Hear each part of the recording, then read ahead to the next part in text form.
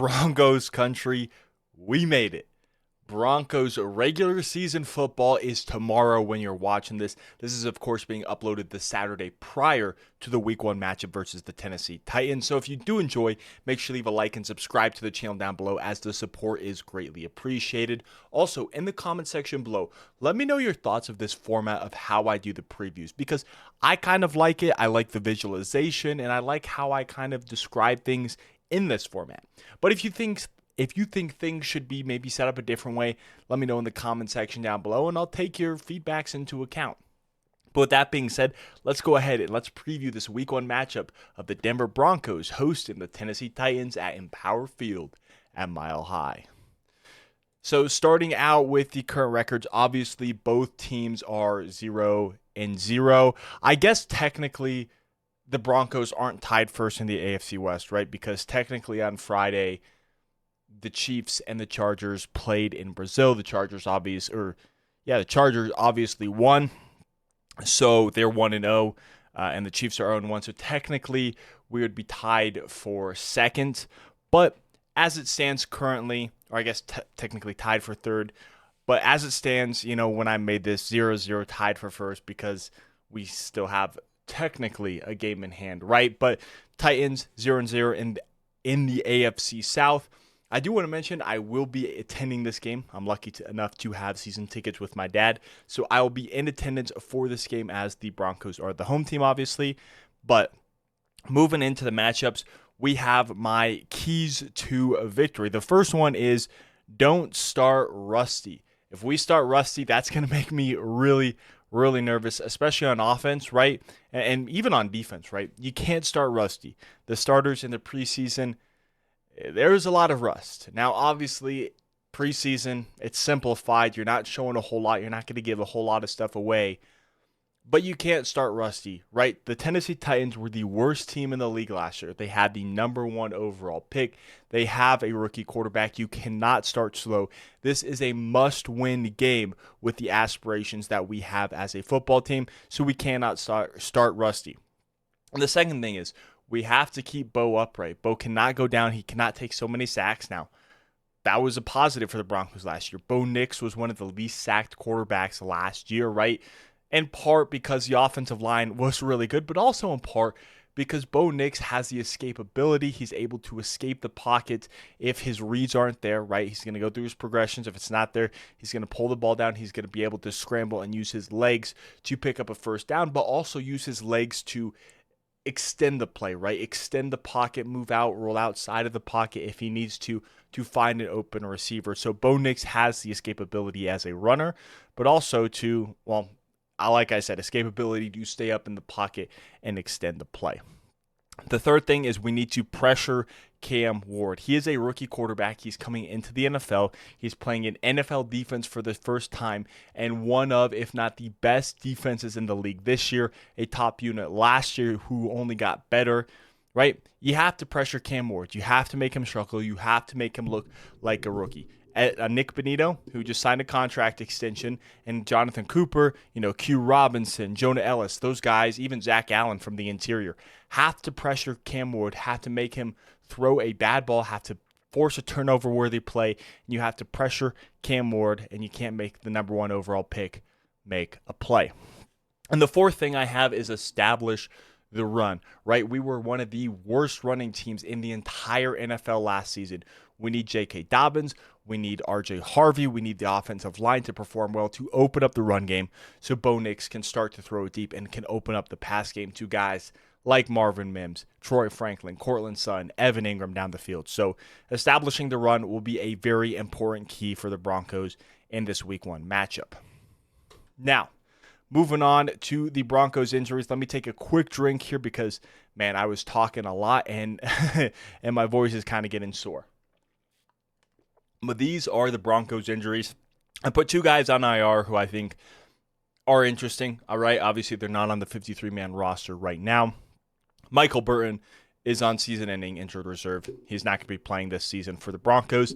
And Drew Sanders is on short-term IR, meaning he's going to miss the first 4 weeks of the NFL season. He can't come back in week 5, but we'll have to see what happens there.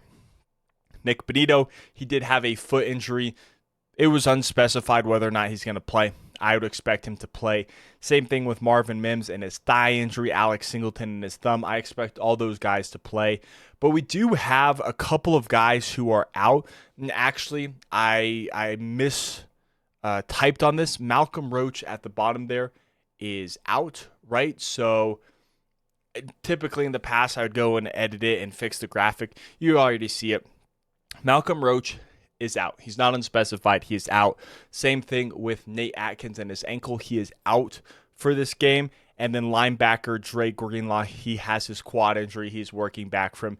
He is out for this week 1 matchup. But I do expect him to play very soon, right? The Broncos could have placed him on injured reserve and kept another player on the roster if they didn't think he was going to play within the first 4 weeks. So I would expect Dre Greenlaw to be back next week versus the Colts. If not, I expect him to be back week 3, right? So, which would be versus the Chargers. So, I do expect Dre Greenlaw to be back very soon. He's going to miss this week 1 matchup versus the Titans. And honestly, I'd rather have Dre Greenlaw out for 1 game than for an extended period of time if you rush him back onto the field. Dondre Tillman has a hamstring injury. It is unspecified, but I would expect him to play. And then Malcolm Roach, like I said, he is out, which is a big loss for the Broncos because he was one of the top rotational guys, rotating in for DJ Jones, being a solid run stopper, and he's going to make an impact in the pass rush as well. Very underrated free agency signing last season for the Broncos. Sucks that he's going to miss this first game, but this defense is very, very deep. Drafted a lot of defensive line talent, have the defensive talent in general, so, as much as it sucks, hopefully we won't miss a beat and it'll still be a top end unit. Moving on to the Titans injuries. Obviously, quarterback Will Levis, he's on the IR. Put him there because obviously he was the QB1 last year, but we all knew Cam Ward was going to start this season. And then running back Tajay Spears is also on the injured reserve, so he will not be playing the Broncos here in week 1. Then you got a couple other guys. Dan Moore has an ankle. It's unspecified, but I would expect him to play. L'Jarius Sneed being questionable with a knee injury is interesting. I would expect him to play, but it is interesting. If L'Jarius Sneed is out, I like the chances of the passing game going up, utilizing the passing game more, I should say, because L'Jarius Sneed, he is a very solid corner. He's the CB1 of the Tennessee Titans, and without him, that's going to open up Sutton for a big game. Heck, even Troy Franklin, Marvin Mims, even Evan Ingram benefits from L'Jarius Sneed being out. The rookie safety Kevin Winston Jr. out of Penn State has a hamstring injury, and he is doubtful for this week 1 matchup. And then running back Kalel Mullings has an ankle injury. He's questionable. I'd expect him to play, although Tony Pollard is going to get a majority of the carries for these Titans. Then, moving on to the head coach matchup, it is Sean Payton versus Brian Callahan.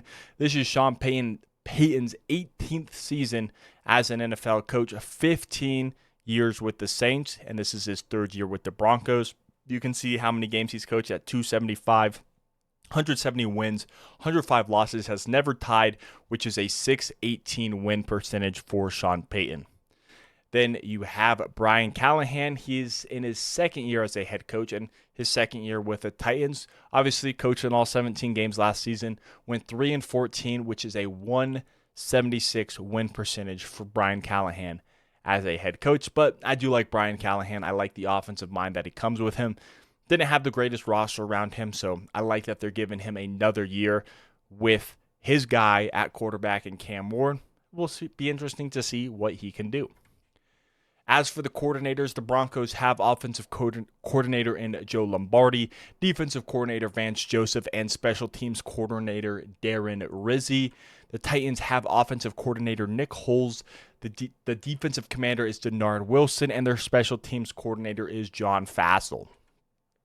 As for the quarterback matchup, Bo Nix is entering year 2 after an incredible rookie season. You can see what he did in the regular season last year in his 17 starts, and in the back half of the season he even had a cracked bone in his back. He had 376 completions on 567 attempts for a 66.3% completion percentage. He threw for 3,775 yards, 29 touchdowns, and 12 interceptions while having a passer rating of a 93.3.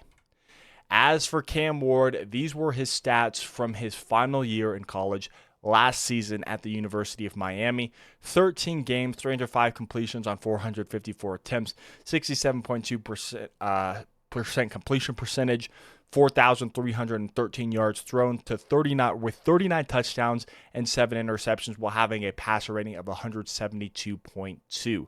Now, this is a good time to say that I put stats on the screen because they're nice to show, obviously, as a graphic. Take this with a grain of salt, though, because stats can be very deceptive and they can lie to you. And obviously, using college stats for the NFL is completely pointless because the NFL is a step up. Obviously, everyone knows that. It's the best of the best talent. Whereas colleges, you're going to have some great talent that you're facing, but also some guys who probably wouldn't play in the NFL either. So, obviously, you can't correlate, but I'm just showing you what he did as a starter last year with the University of Miami. As for the running backs, the Broncos running backs, I should say, versus the Titans front seven, we have J.K. Dobbins, and we know the story of Dobbins. I think he is a very talented running back. The big question for him is he going to stay healthy? J.K. Dobbins, ever since he's entered the league, has been injury prone, starting with the Ravens with a torn ACL, missed a lot of time. Then obviously was with the Chargers last year, missed some time as well, only playing in 13 games. But you can see in 13 games, he had 905 yards with a 4.6 yards per carry.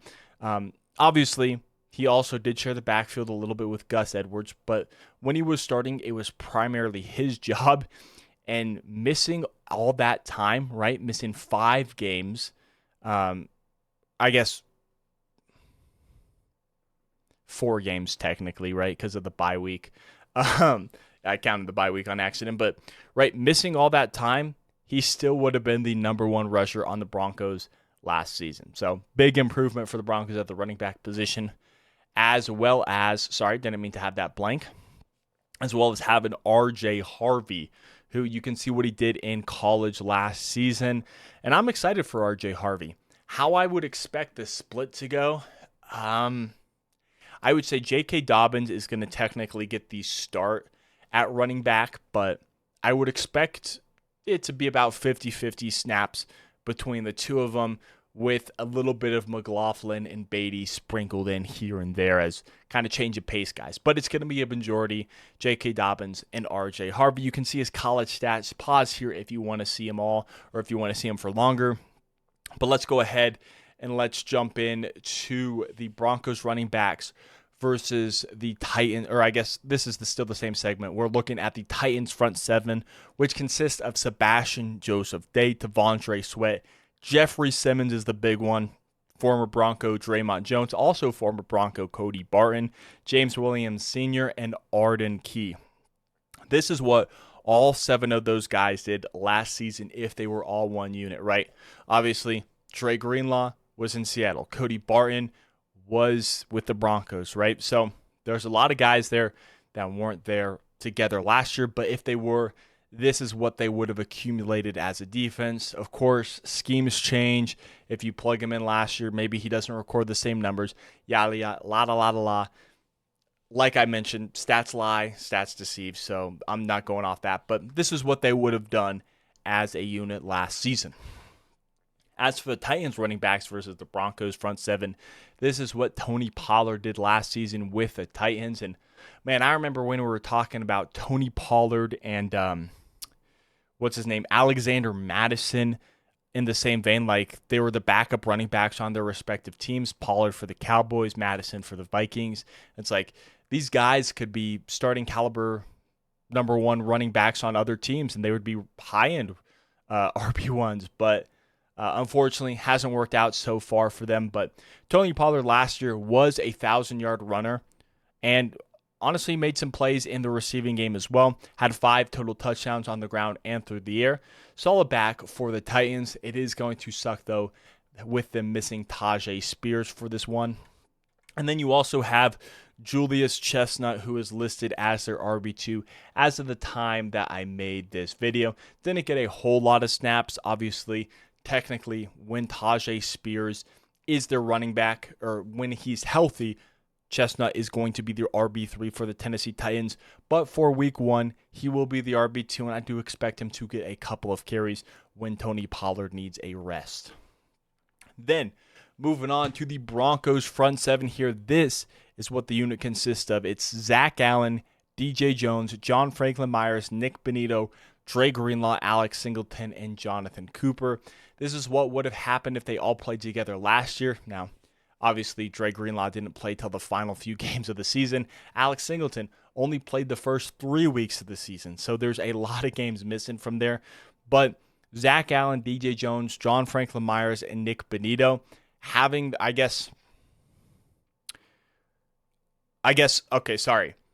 was going to say Zach Allen, DJ Jones, John Franklin Myers, Nick Benito, and then Jonathan Cooper. Forgot to include him there. That's a very scary front 7, right? We all saw what they did last year with guys like Justin Strnad at the linebacking position.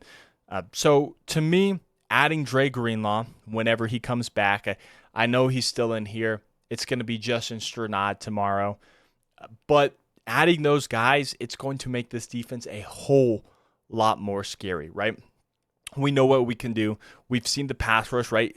Nick Benito is a rising star. Jonathan Cooper, I think, is one of the most underrated edges in the entire league. Zach Allen, we all know how good he is. I still feel like he gets underrated and disrespected a little bit in some NFL circles. John Franklin Myers and DJ Jones, I both think, are super underrated, right? DJ Jones is going to stop the run. John Franklin Myers is going to do a little bit of everything. Rush the passer, stop the run. To me, this defense is really good, and we only got better with those additions. Sucks we won't see Greenlaw in the season opener, but hopefully we see him for week 2. Now, let's go to the receiver-cornerback matchups for the Broncos. Top 3 receivers right now are Courtland Sutton, Marvin Mims Jr., and Troy Franklin. For the Titans corners, L'Jarius Sneed. We'll have to see how his injury plays out. Jarvis Brownlee Jr. and Roger McCreary. I remember wanting McCreary out of Auburn a few years ago, but alas, he is on the Titans, and he is matching up in this scenario against Troy Franklin. Obviously, schemes, moving players around, that's going to change it, but as of right now, these are the matchups. As for Courtland Sutton versus L'Jarius Sneed, we saw what Sutton did last season with Bo Nix at quarterback. He had his second 1,000-yard receiving season, and Sutton's going to be a guy, just a reliable target for Bo Nix. He's got the familiarity, right? And that's something I like, the continuous familiarity for Bo Nix from season to season, being in the same offense, having a lot of the same receivers, not too much change to keep him comfortable while he's still learning and developing. Sutton, he's also going to be that deep ball threat. If you need a 50-50 ball down the sideline, he's going to be your go-to guy. Well, him and Pat Bryant, but Pat Bryant isn't going to be included. But I do think he could have a big impact on Sunday, just depending on how many snaps he gets, since Sean Payton doesn't like to play the rookies a whole lot, obviously, other than Bo Nix last season. Then you got L'Jarius Sneed, and these are his stats from last season, but this is a caution because he did only play 5 games for the Titans last season, but he only allowed 54.2% of passes completed when they were thrown to him for 177 yards, a 91.8 passer rating allowed, which, that stat's, it's interesting, right? That's a high passer rating, so you would think, hey, target L'Jarius Sneed, but it's a short sample size, and he's a good corner, so I feel like this stat, passer rating allowed, is one of the most deceiving stats in all of football. He missed 4 tackles for 14.8% of his tackles made last season, while allowing 1 touchdown and no interceptions and having no passes defended. Again, just in 5 games last season. Then you got Marvin Mims versus Jarvis Brownlee Jr. And Mims' numbers might not look amazing, right? And obviously we can't go based off of stats, but at the end of last season, Marvin Mims really started to ramp up in his production and got a whole lot more usage. We all know the return man Marvin Mims is. He's great. He's one of the best returners in the entire NFL. But I want to see him get more involved in the offense. And we've been saying it for years and years and years, right? His rookie season with Russell Wilson, we saw the flashes. Didn't get a whole lot of that, mostly returner. Then last year, right, going into year 2, mostly returner, but then as the season progressed, he started to become more and more involved in the offense, being used in jet sweeps, lining up as a running back, just a whole lot of screens being thrown to him as well. Got more utilized and more schemed open, it seemed like, as the season went along. And then he's going up against Jarvis Brownlee Jr., who allowed 44 completions on 74 targets for a 59.5 completion percentage, threw for 483 yards while allowing a pass rating of an 86.7, having 10 missed tackles, which was 11.8% of his tackles last season, while giving up 3 touchdowns and having 1 interception with 9 passes defended. Then you got Troy Franklin, and this is an interesting one, right? I believe week 1 last season against the Seahawks, he was a healthy scratch, and then he played every game after that, if I'm not mistaken. Right? Oh, well, obviously 16 games played. But yeah, Troy Franklin, it's interesting, right? I thought he was a really good receiver coming out of Oregon. I thought we got a steal with him in the 4th round, and, he looked phenomenal. I mean, with it, okay, just give me a second to explain myself because I know what that statement sounds like, looking phenomenal. He looked good when the ball was in his hands, right? Being able to make those elusive plays in the open field, using his speed to his advantage. The big problem with Troy Franklin last season was catching the deep ball. We saw time after time where he would drop these deep passes. They just fell through his hands, and a large majority of them were going to be for touchdowns. I think back to that week, what was it? It was week 4, week 5 Raider game last season where Bo Nix threw a beautiful ball and Troy Franklin would have come down with his first NFL touchdown, but it slips right through his hands and he drops it. That was the big problem with Franklin, and throughout all of camp and throughout the preseason, we've heard all these reports and we've seen it with our own eyes how much Troy Franklin has improved. Now, obviously, this is against controlled practices. If it was versus another team, and obviously practices against your own team, as well as preseason games. But from everything we've heard and everything we've seen, Troy Franklin is looking to have a big year this season. Then he's going up against Roger McCreary, who last season had allowed 52 completions on 67 targets for a 77.6% completion percentage. He gave up 454 yards while allowing a 104.9 passer rating. He had 7 missed tackles, which was 12.3% of his tackles, giving up 2 touchdowns and not having an interception, while having 1 pass defended last season. Hasn't had the greatest start to his career, but I still like the talent that Roger McCreary has. Maybe that's just the bias in me from me wanting to draft him a few years ago, but Roger McCreary is going to be covering Troy Franklin in this scenario. Again, we could scheme that he's covering someone else, right? Might not be, he's not going to cover Troy Franklin every play, right? This is just kind of a heads-up comparison based on wide receiver 1 versus CB1, right? So that's what I'm trying to say right here. Then you got Evan Ingram at tight end, who didn't play a full season with Jacksonville, had 47 receptions on 64 targets for 365 yards and 1 touchdown last season. But Evan Ingram, he's just a glorified wide receiver, right? He's not going to be a pure tight end. Maybe he'll get some snaps at tight end, but he's just going to be another receiver out there. And hey, I am absolutely okay with that, giving Bo Nix another option as a receiver, giving him more help in the receiving game. I am all for that. Then you have, I don't know why it keeps doing that, by the way. I'll have to fix that for next week. I think there's just like a blank animation from when I deleted some stuff. I'll have to look into that. But then you got Cody Barton and James Williams Sr. Yeah, definitely, because the picture's gone. You can see what Cody Barton did. Pause it right here if you want to see what he did with the Denver Broncos last season. He obviously led us in tackles and parlayed that into a very nice contract with the Tennessee Titans on a 3-year deal. He's going to be one of their linebackers along with James Williams Sr., who, if you see at the bottom here, only played 111 defensive snaps, which is a 13.8% usage, or I guess that's 13.8 of their defensive snaps last season. And this is what he did with those snaps. Again, I'm sorry that the picture and the stats don't line up. If you want a more in-depth look, go ahead and pause it right here. Then we're looking at the safeties in Amani Hooker and Xavier Woods for the Tennessee Titans. Here is what Amani Hooker did last season. Pause it right here. I'm not going to read every single stat because The video is getting longer and my voice is getting tired, and I feel like it's kind of getting repetitive, me just saying this. But there's that, and then here is Xavier, I think this is actually Xavier Woods, and then this is I can't remember. I can't remember. My brain is so foggy right now. But here are what the Panther safeties look like at this present moment. And then looking at the Broncos corners versus the Titans receivers, it is going to be PS2 on Calvin Ridley, Riley Moss on Tyler Lockett, Jaquan McMillan on, well, I have it Van Jefferson here, but on the other slide, I think it's their actual wide receiver 3 in Alec Iomanner.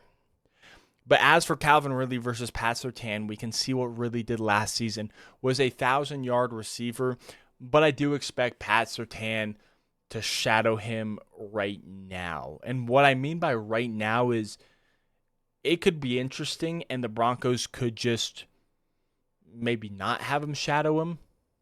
And I think that would be a bad idea. I think you should shadow him, but there's not a Jamar Chase, Justin Jefferson on this team. Calvin Ridley is good, and I like Calvin Ridley, but I don't think it's on their level where you want him to shadow him. I do think it's still a good idea for Pat Surtain to shadow him, but we'll see what the Broncos want to do. Obviously, here is the Defensive Player of the Year stats from last season, and yeah, I mean, I think the big thing that stood out to me wasn't anything in his coverage snaps, but it's that 0% missed tackle rate. Pat Surtain is a sure tackler at the cornerback position. And before we move on, just to be clear, because I feel like I'm going to get a comment about it, I do think Pat Surtain shadows Calvin Ridley. At least that would be the smart idea. Cover Calvin Ridley and then have Riley Moss, Jaquan McMillan, Jahdae Barron cover the other guys, right?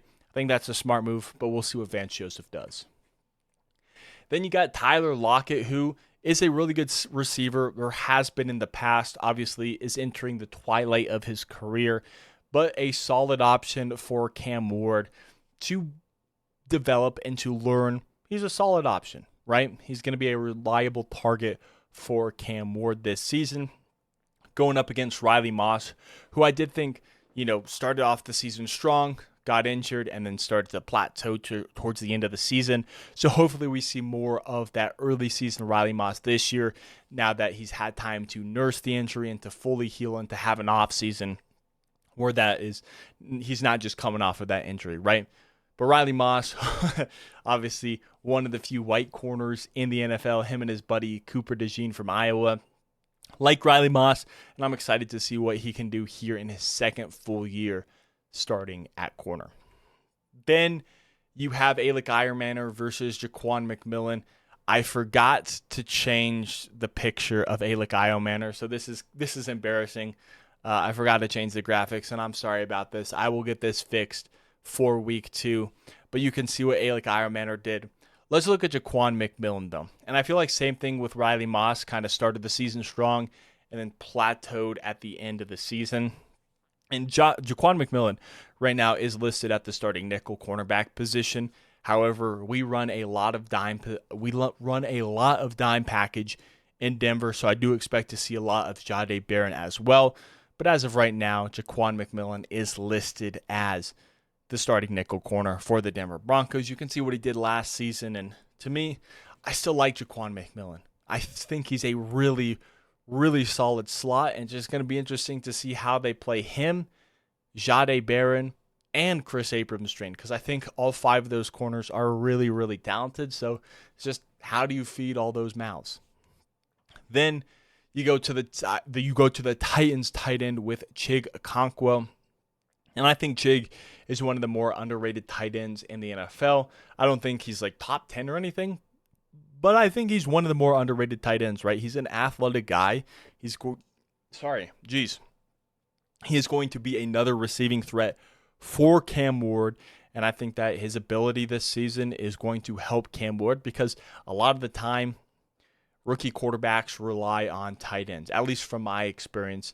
Obviously, Bo didn't have that with the lack of tight ends production last season, but I do think Chig Okonkwo is going to be a reliable target for Cam Ward this season. And then you have the linebackers for the Broncos. And again, I'm sorry, I'll fix this. Here's Alex Singleton. Well, Alex Singleton doesn't get any stat. Oh, actually, there we go. Okay, I guess I just passed it. Here is what Alex Singleton did last season. Is it though? Yeah, it is. It is. Sorry. Clearly, I can't read. Clearly, I'm tired. This is his 2023 stats before he went down with the ACL last year. So I'm not including those 3 games, so these are his previous season stats. Jeez, what is going on inside my brain right now? But then you have Justin Strnad stats from last season as a guy who had to come in and replace Alex Singleton, right? Playing alongside Cody Barton last season. Was solid, wasn't anything spectacular, but he was pretty okay in replace of Alex Singleton. This video is at half an hour, so I'm trying to speed up now. But then you got Brandon Jones right here. Again, pause if you want to see the stats. And Talanoa Hufanga coming in his first year with the Broncos is a captain this season, which shows his leadership ability from the teammates who voted him as a captain. And it will be nice. I just hope Talanoa Hufanga can stay healthy for this season. Then you've got the Broncos pass rush versus the Titans offensive line. The pass rush consists of Nick Bonito, Jonathan Cooper, right, coming off the edge, and then Zach Allen, John Franklin Myers from the interior. But then you got the depth edge guys of Jonah Ellis, Q Robinson, and Dondre Tillman. And this is what they did all of last season. All of these guys, all their solo stats combined into one for the Denver Broncos right here with 268 tackles, 49 pressures, 49.5 sacks, 115 quarterback hits, and 223 blitzes. Then you have the Titans offensive line last season, which consists of Dan Moore Jr., Peter Skoronski, former first-round pick, former Bronco, Lloyd Cushenberry, Kevin Zeitler, and another former first-round pick in J.C. Latham. Last season, they gave up 41 sacks, faced 69 blitzes with 15 hurries. Or I guess the Titans offensive line last year. This isn't all of them, right? Dan Moore wasn't a part of this offensive line, but the Titans offensive line last season, which included a good majority of these guys, these are what they faced in terms of pressure, or what they gave up in terms of pressures, quarterback hits, hurries, sacks, right? So this is what they did last season.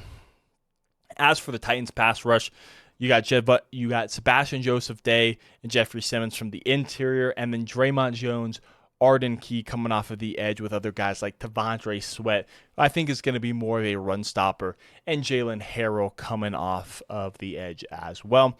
These are what they did last season. As for the Broncos offensive line, the starters are Garrett Bowles, Ben Powers, Luke Wattenberg, Quinn Miners, and Mike McGlinchey. This is what they gave up last season in terms of pressure stats on Bo Nix. Then you got the special teams guys. We're just going to go over the kickers.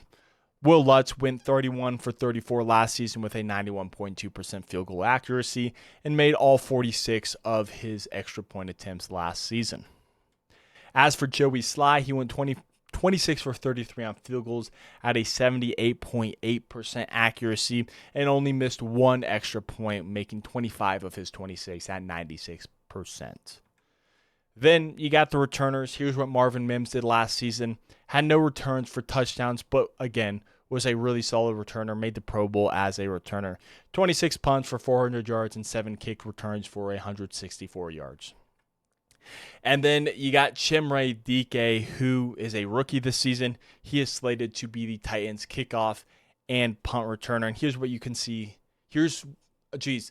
I really am having a hard time talking tonight. Here you can see what he did throughout his entire career at college as a returner. But yeah, my final thoughts. Cam Ward is coming into a hostile environment. It's not easy to play at Mile High, right? We sell out every game.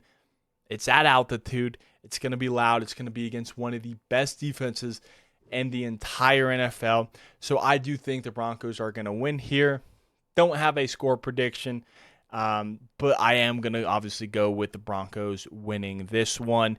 Yeah, I'm sorry. This one was a little bit rusty. A little bit rusty in terms of talking and getting my sentences out. Trying to get back into the whole swing of things of recording these longer videos.